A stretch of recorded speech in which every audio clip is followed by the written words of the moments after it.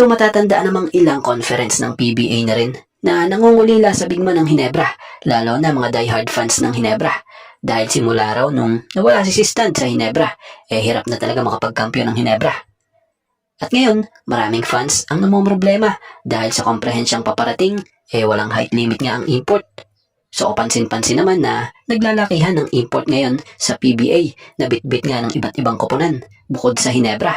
Dahil sa Hinebra, muli nila ipaparada bilang import nila ay ang kanilang resident import na si Justin Brownlee.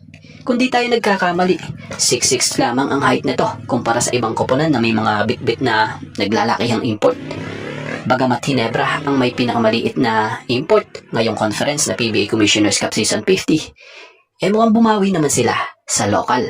Dahil mainit nga ngayong pinag-uusapan, gaya sa post ni Basketball Zone Credit po kung saan ayon rito, Trade Alert, Terra Firma will acquire Ben Adamos, Barangay Hinebra will acquire Ken Mark Carino, status, pending for Commissioner's approval. So kung titingnan natin parehas bigman ito. Yung Ben Adamos na mapupunta sa Terra Firma Jeep, healthy ito. Bagamat bench player siya sa Hinebra, dahil na nga rin sa lalim ng lineup pagdating sa tulad ng pwestuhan niya sa Hinebra ay bibihira nga ito magamit. Pero pag nagagamit naman siya, quality yung ginagawa niya o nabibigay niya para sa team. Ito ngay may taas na 6'7".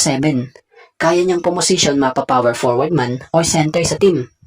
So pwede niya nga po mabitbit din sa Jeep ang kanyang experience dahil kung matatanong nyo ilang koponan na rin ang napaglaruan nito sa PBA gaya ng team ng Alaska, naging team ng Converge, Phoenix, NLEX, Northport, at Barangay Hinebra.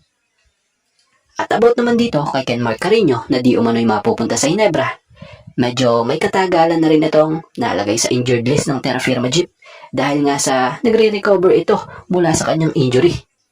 Marami nagsasabi na prone di umano na raw ito sa injury, pero tingin naman natin na kaya itong ma-handle ng mas alalay sa Hinebra, gaya ng ginawa nila noon kay Jeremiah Gray.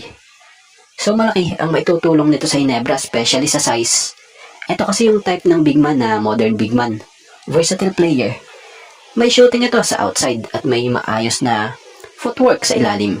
Bukod doon maaasahan itong rim protector sa team. So sana, healthy na nga siya. Ngayon dahil siguro, kaya hindi na rin kumuha ng malaking import ng Hinebra, dahil baka nga may maaari silang makuha via trade na isang big man like Ken Mark Carino. Sa mga hindi nga po nakakaalam bagamat may kanipisan ng katawan nito, pero subok naman na to. So may taas nga itong 6'8".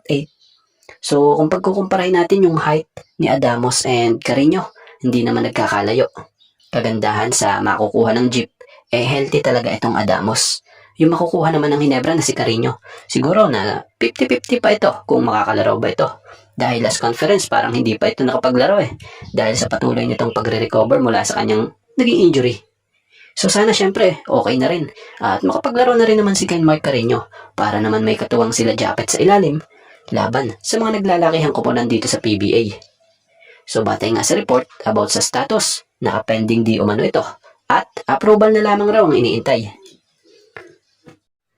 So kumpleto na, mga dekalibreng import at mga naglalakihan pa na siyang makikita nga nating magpasiklab para tulungan ang kanilang mga koponan dito sa PBA sa Season 50 ng PBA Commissioner's Cup. Tara't ating kilalanin at gaano nga ba talaga sila kalalakas at kauhusay maglaro. From San Miguel Beermen, Marcus Lee, 6'11", forward center.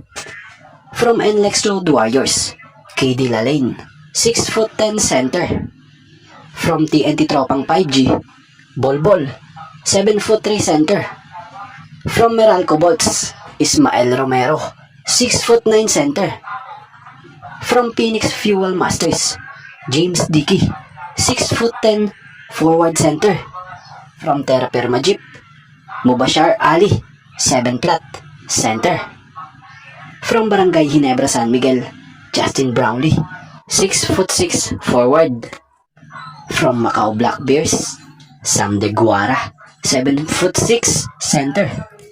And Tony Mitchell, 6'7", forward. From Reno Shiny Lasto Painters, Jalen Johnson, 6'9", center. From Blackwater Bossing, Daniel Ochefu, 6'11", center. From Magnolia Chicken Templado sa Hotshots, Terrell Brown Suarez, 6'9" center. From Converge Fiber Xers, Kyler Kelly, 7' center. And Titan Ultra, Michael Gilmore, 6'10" forward. So yan nga ang kompletong listahan ng imports ng mga maglalaro nga sa PBA this PBA Season 50 Commissioner's Cup. At bago nga ang lahat, baka naman po pwedeng makahingi ng isang subscription para sa ating channel or pakifollow na rin po kung nagustuhan nyo ang ating mga basketball update. At kung ito na may makakabigat para sa inyo, kahit isang like and share na lamang po. Maraming salamat po.